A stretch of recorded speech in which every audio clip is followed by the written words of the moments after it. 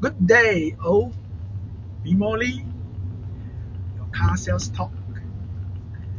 Topic today is Perodua Kancil, 1996, 3-speed auto, 660cc. So, how did I end up buy this car? Is because I started cohabiting with my girlfriend since few months ago, and she was using my brother's car, Saga FX. And yeah, because my brother actually not using car quite some times already, but I'm afraid also he will be using it next year when he is looking for another job. Then my budget is actually quite tight. I'm not having a lot of money, but for her to travel just nearby for 10 to 20 minutes, I decide to look for a budget car, at least with auto transmission. And one day I window shopping on Facebook Marketplace. I found one 1996. This Kancil was advertised on the marketplace for only 1,300, and he mentioned negotiable. Wow, it's very cheap. The paint condition was not that good, and the other thing is there was some malfunction for the doors. But yeah, for an old car like this and a price like this, you expect more repair but overall I heard like he mentioned that the air conditioner is great, the engine is running smooth. Thus I was eager to go there and have a look. When I was first approached him, because the advertisement only like maybe few hours on it, and I was like the first one, so maybe it's kinda I'm the earliest bird lah. Not only I'm the earliest bird, but I was the one to make appointment immediately on the second night to go to his place for car testing and then car view. And on the second day, the Sunday night, of course I went to his place with my girlfriend to test drive the unit. And yes, like he said, it's okay, just the brake is a little not that responsive. Maybe I'm not used to it because I heard it's single wired, but yeah, overall the condition was like, oh, I'm surprised. The car is running good, doesn't have any weird sound on the suspension side, and I was satisfied. Thus I'm planning to buy it with a little negotiation to name transfer and Puspakom. He will do it by himself and then we'll sell for 1,200 at the end. It's pretty cheap. But yeah, after taking back, I was like, okay, actually there must be something to repair, but I didn't have any idea how much to do it. After this maintenance story, maybe you will understand actually owning I believe a lot of people already knew maintenance cost nowadays for a car is not cheap anymore. Spare parts are expensive. The labor also started to increase some. You as a owner of used car, it's better to equip yourself with some knowledge, and so that you could search the spare part by yourself. At least you will not get scammed by those unknown foremen, and they tell you you must replace this and replace that, and you go and replace. It's a waste of money, and maybe the foreman will take advantage of you. But I do not know. So far the foreman I met in Beranang and Samani are quite friendly lah. The labor costs are quite differently charged, but so far I think it's acceptable. You can ask first before you want to install. So if you compare for several places, definitely you will get the best price of it. Okay, so come back to the topic of what kind of maintenance I did after I owned the car just 1 week later, I think 2 months ago. I was first driving it to the company, and then people is like, hey, why you buy this car? And then I was like thinking to save some fuel lah, and then because my brother is not using the car yet, so I was thinking to try it for some time first, and then I decide to because the car is actually without this tint, and it's very hot when under the sunlight. Thus I was looking for a cheap tint, and luckily I found out the cheap tint shop promotions at 88 ringgit, 70 or 75% the IRR. Actually for me it's quite tempting lah. So I decided to make an appointment, and by the following Saturday I did change to the tint. The shop actually offered me a better package, but I did not accept it because I think it's a second car, and then my girlfriend also didn't, or my brother will not drive that often.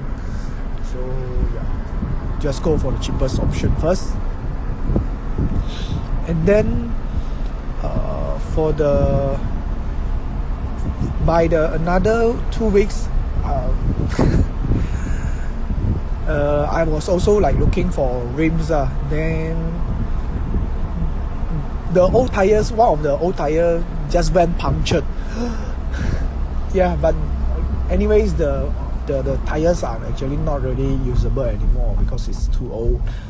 And I was looking out for rims. Luckily enough, I found 2 units of the, I'm not sure what is the brand, but it's with the 8 legs, and then it's just sold for with the 110 PCD. So for Kancil is one of the not weird things, just the old car using this 110 PCD. So quite hard to find suitable rims for it. Maybe until Viva it's discontinued. At first I want to look for the Viva rim, and then I think like I look for some nicer one, sport rim, nicer looks one. Then I went for this another shopping feed again, and then I just found another 2 pieces of rim, 400 ringgit. I went to swap for 2 Hankook tires, cost me total 400, so total is like 500 for the 14 size.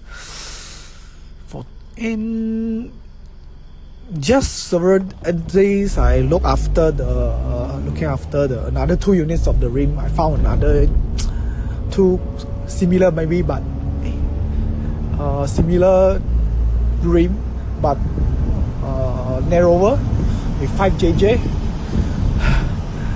I'm not sure if I consider lucky, but I got it at the end. Then I installed the rim with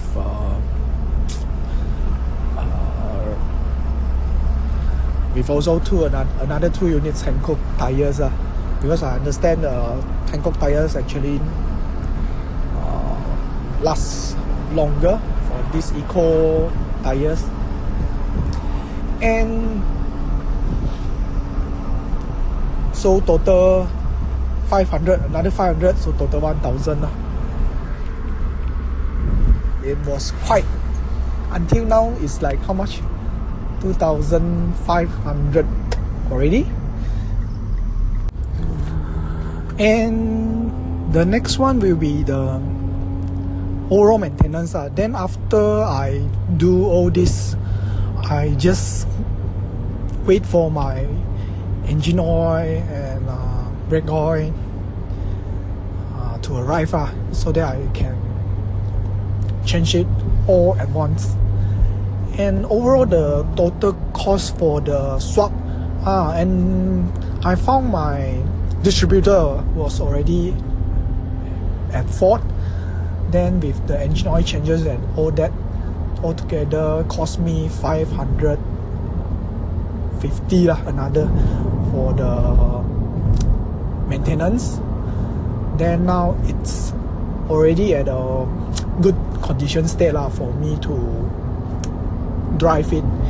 And I think in future maybe I will consider to change its absorbers because I think it's already out. But if I were to only drive it in the city drive within 60 km per hour, I think it's still sufficient to use. And now I want to talk more about the driving experience. For driving experience, yeah, definitely it's a car for you to travel from A to B.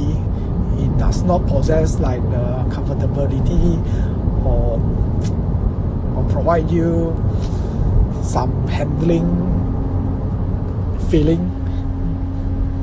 But however, if you are having like a normal car, like me having Inspira or the XX4, then you will have the comparison because if you already have something better, but because if you have been quite long with that something better, you do not feel the term better, how the handling is better compared to this one, and then how comfortable is that car compared to this one. And when we compare in such term like comfortability and the handling, definitely the Perodua Inspira is having better handling, of course, because with its multi-link, when you maneuver it definitely feels something more rigid to cornering. With higher speed, the stability is there. You can compare a 10,000 ringgit car and with a 6 segment, the 20 or 30,000 C segment. Definitely not comparable at this level. But yeah, for the maintenance wise, it's really so much cheaper. The parts are like 3 or 4 times cheaper than the Inspira. Of course, the labor cost is somewhat the same, but the parts are, like I mentioned in my Inspira maintenance, it cost me around 500 per month, but I don't think this one would cost me at least half of it. But I will have to conclude at the end of the year or after I owning this car, or maybe 2 years later I will know, because it's rarely happened to me to maintain that much, and this is quite a new experience for me to own a used car. Yeah, that was my Inspira signals sound just now. And of course, when we speak of these Kancil's engine upgrade, there are a lot. And for the fuel consumption for this carburetor version of this 660 is kind of not the fuel saving at 12 km per liter. And if you want to have the fuel saving type, I will highly recommend you all for the newer version of this, like Viva X50 or the 1000cc, which has more sufficient power. Of course, for the upgrade cost, it would cost like more than 3,000 something including the gearbox changes and all the wirings done. A lot of the people do this job, but yeah, you have to find some professionals that can handle your wiring, so that in future you wouldn't be burdened with these problems. And then you will need a lot of different people to help you on this. I hope you all enjoyed today's talk and sharing of my Perodua Kancil. I will speak of other cars in the future episodes. Thank you all.